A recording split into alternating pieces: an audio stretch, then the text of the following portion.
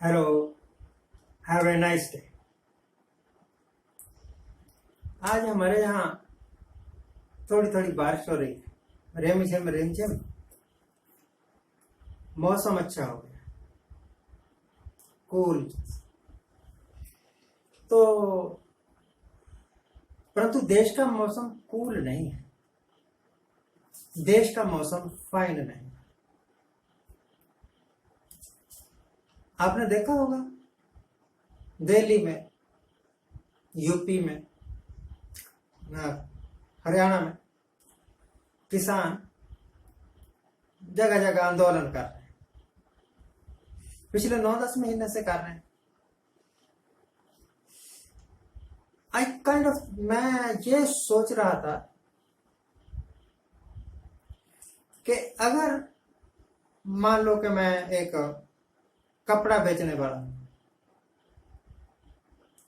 और मैंने कपड़ा बेचा, घर जाके ग्राहक ने खोल के देखा तो फटा हुआ था, बीच में कट लगे हुए थे। ग्राहक मेरे पास आया कि मेरा कपड़ा वापस कर लो जी, चेंज कर दो, क्योंकि ये डैमेज्ड पीस, और मैंने इनकार कर दिया। तो ग्राहक का हक बनता है कि वो कंज्यूमर कोर्ट में जाए और मेरे ऊपर मुकदमा कर दे।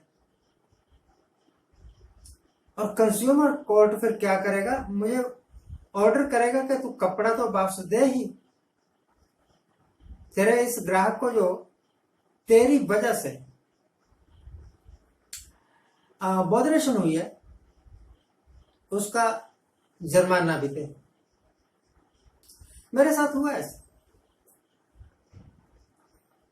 हमारे गांव के एक बैंक ने हमारे पैसे देने थे, मेरे पैसे देने थे, दे नहीं रहा था। कहता है ये ले ले। मैं कंज्यूमर कोर्ट में गया, ऑनरेबल जज साहब ने फिर मुझे मेरे पैसे भी दिलवाए, उसके ऊपर 11% ब्याज भी दिलवाया और बैंक को जुर्माना भी किया। यानी जो पैसा वो मुझे देने थे, उसने 40,000 रुपीज मुकदमेबाजी करने के बाद मुझे उस बैंक को देने पड़े शायद 57,000 रुपीज। ये समझ लो आप। मेरे वकील की फीस, मेरे वकील के खर्चे, वो भी उसको देने पड़ गए बैंक को। उसकी वजह से मैं सफर किया इसका। तो मैं क्या सोच रहा था कि अगर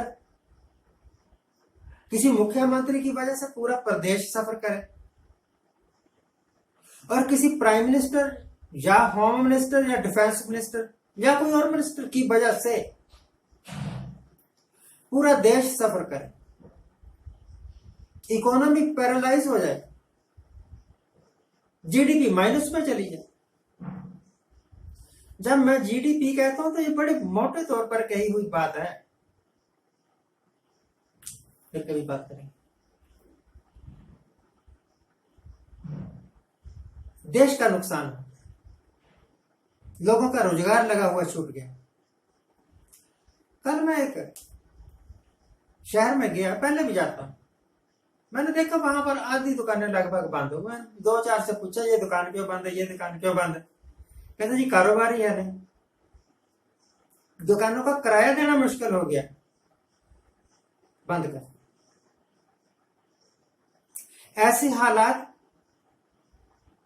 सिर्फ कोरोना करके नहीं हुई है, सरकार की गलत नीतियों के कारण हुई है। रात को 8 बजे आके कहते हैं कि कल से, यानी उन्होंने कहा था आधी रात से 500 और 1000 का नोट जो है वो लीगल टेंडर नहीं रहेंगे। क्यों नहीं रहेंगे भाई? रिजर्व बैंक का गवर्नर लिखता है आई प्रोमिस टू पे, फिर आप कैसे कह सकते हैं कि नहीं? पर क्योंकि उस वक्त इनके हाथ में पावर थी, इन्होंने कह दिया जीएसटी लगाएंगे, बहुत फायदा होगा, देश बड़ा तरक्की करेगा। इतनी तरक्की की इतना फायदा हुआ, इतने खजाने भरे कि अब सरकार को अपने खर्चे चलाने के वास्ते जो पुरानी सरकारों द्वारा बनाए गए पब्लिक इंटरप्राइजेस है वो बेचने पड़ गए, बेच रहे हैं। तो अगर एक दुकानदार को, एक बैंक को अपने ग्राहक को पैसा भी देना पड़ सकता है, वस्तु भी देनी पड़ सकती है और उसको जुर्माना भी देना पड़ सकता है, क्योंकि उनकी गलतियों के कारण ग्राहक ने सफर किया। तो प्राइम मिनिस्टर की गलतियों के कारण अगर पूरा देश सफर करता है तो प्राइम मिनिस्टर को कोई दंड मिलना चाहिए ना, बस यही मेरी बात है कहने की। कॉन्स्टिट्यूशन में एक ऐसा प्रावधान होना चाहिए कि अगर किसी गवर्नमेंट की गलत नीतियों के कारण पूरा देश सफर कर रहा है, नुकसान हो रहा है देश को, तो जितना भी नुकसान हुआ है वो उस प्रधानमंत्री और उसकी पार्टी से रिकवर किया जाएगा।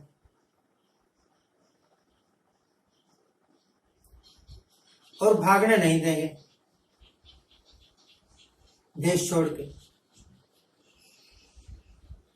मैं कहता हूं कि कोई चांस ही नहीं रहेगा कि कोई भी प्रधानमंत्री या कोई भी दूसरा मंत्री शांत्री सीएम अपनी मर्जी के ला पास करता है। जो कुछ दिल में आया उठ पटांग वही सवेरे उठ के कह दिया यही होगा। आप कल्पना कीजिए कि ये प्रधानमंत्री जो कहते हैं, इनके लोग भी कहते हैं और ये खुद भी मानते हैं कि ये सबसे बुद्धिमान, he is the wisest person of the world, दुनिया का सबसे बुद्धिमान आदमी। तो आपकी बुद्धिमत्ता का कमाल देखिए कि बेरोजगारी बढ़ गई, लोगों के कारखाने बंद हो गए, लोगों के कारोबार बंद हो गए। आपके गलत डिसीजंस के कारण हुआ है ये सब कुछ, तो आपको भुगतना भी चाहिए ना। ऐसा प्रावधान होना चाहिए कि ऐसे मूर्खतापूर्ण डिसीजन लेकर देश को बर्बाद करने वाले आदमी को बख्शा ना जाए, चाहे वो प्रधानमंत्री।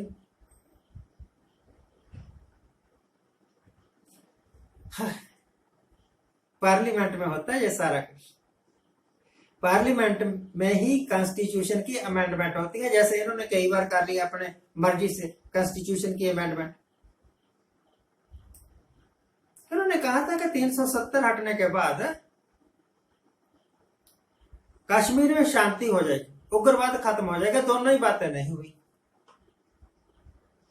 बहुत सारी खबरें तो दबा ली जाती, सामने आने नहीं देते, और जो थोड़ी बहुत आ जाती हैं, अगर वहां शांति ही है तो हर तीसरे दिन वहां गोली क्यों चलती?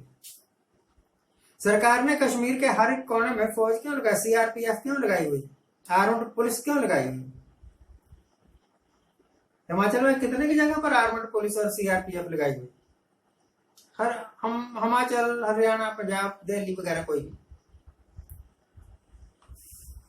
तब हरियाणा में किसानों को रोकने के वास्ते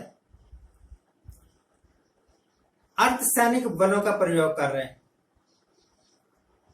अपने ही आदमियों के ऊपर गोलियां चलवा रहे हो, अपने ही आदमियों के ऊपर वाटर कैनन चलवा रहे हो। उनकी बात सुन के तो देखो, उनकी बात मान के तो देखो।